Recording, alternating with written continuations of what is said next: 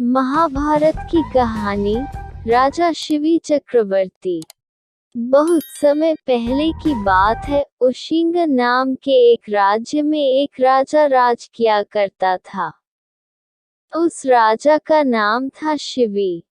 वह एक चक्रवर्ती सम्राट था और अपनी ही महानता और दयालुता के कारण प्रसिद्ध था। उसकी दया के बारे में ऐसा कहा जाता था कि उसके दरबार से कोई भी खाली हाथ नहीं लौटता था।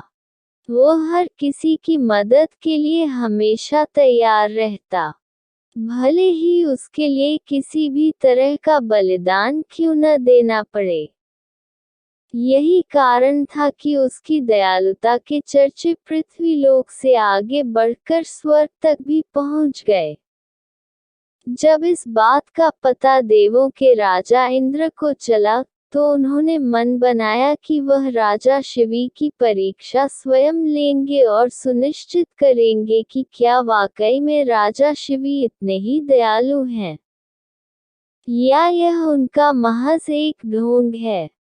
ये तय करने के लिए उन्होंने एक योजना बनाई और अग्निदेव को भी अपने साथ योजना में शामिल होने का निवेदन किया। राजा इंद्र की बात पर अग्निदेव भी राजा शिवी की परीक्षा लेने के लिए तैयार हो गए।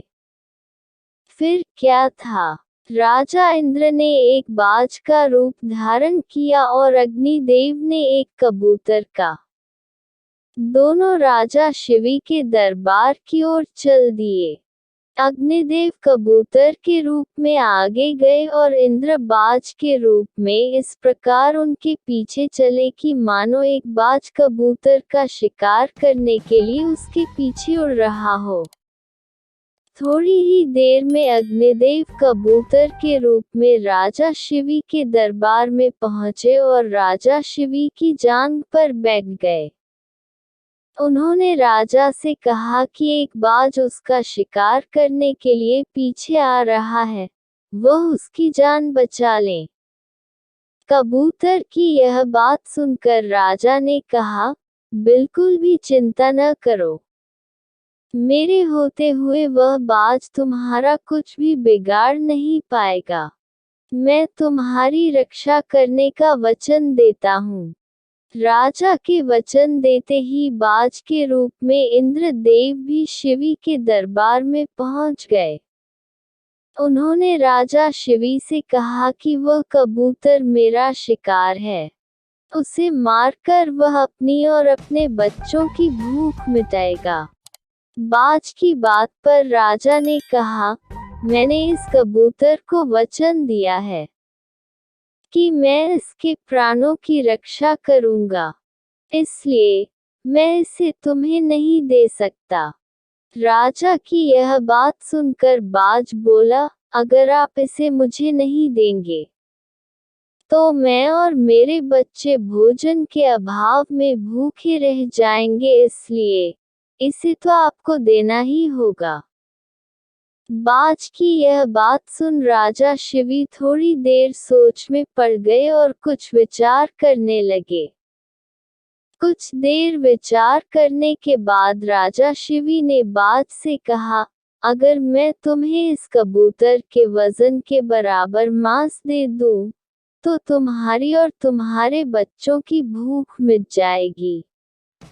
ऐसे में इस कबूतर के प्राण भी बच जाएंगे और मेरा वचन भी बना रहेगा। राजा की इस बात पर बाज के रूप में आए इंद्रदेव राजी हो गए, लेकिन उन्होंने राजा के सामने एक शर्त रख दी। बाज ने कहा, महाराज मैं तैयार हूँ, लेकिन आपको कबूतर के वजन का मांस अपने शरीर से देना होगा। बाज की यह बात सुनकर राजा ने सोचा कि कबूतर का वजन कितना होगा। अगर मैं अपने शरीर से ही इसके वजन के बराबर मांस दे देता हूँ, तो इस कबूतर की जान बच जाएगी। ये सोचकर राजा ने अपने एक दरबारी को एक तराजू लाने का आदेश दिया। दरबार में तराजू लाया गया।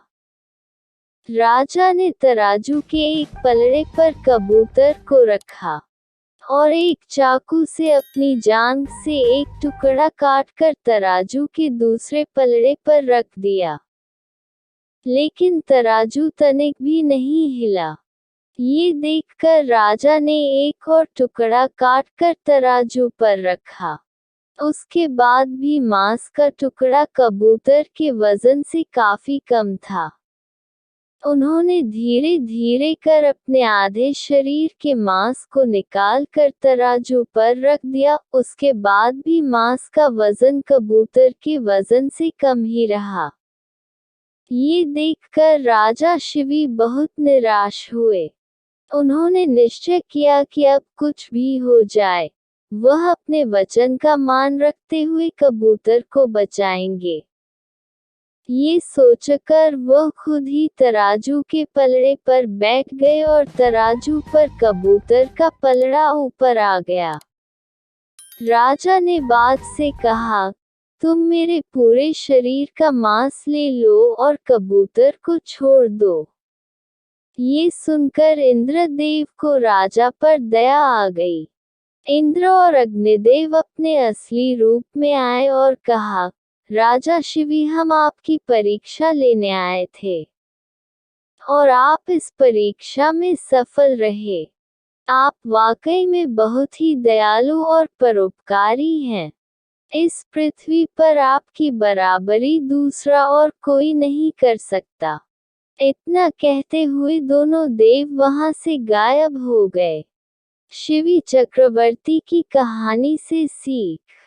शिवी चक्रवर्ती की कहानी से सीख मिलती है कि इंसान को किसी भी हाल में दया और परोपकार का साथ नहीं छोड़ना चाहिए, क्योंकि जिसमें दया और परोपकार वास करता है, भगवान भी सदैव उसकी मदद के लिए तैयार रहते हैं। तो ऐसी ही कहानी सुनने के लिए हमारे चैनल को सब्सक्राइब करें, लाइक करें और शेयर करें।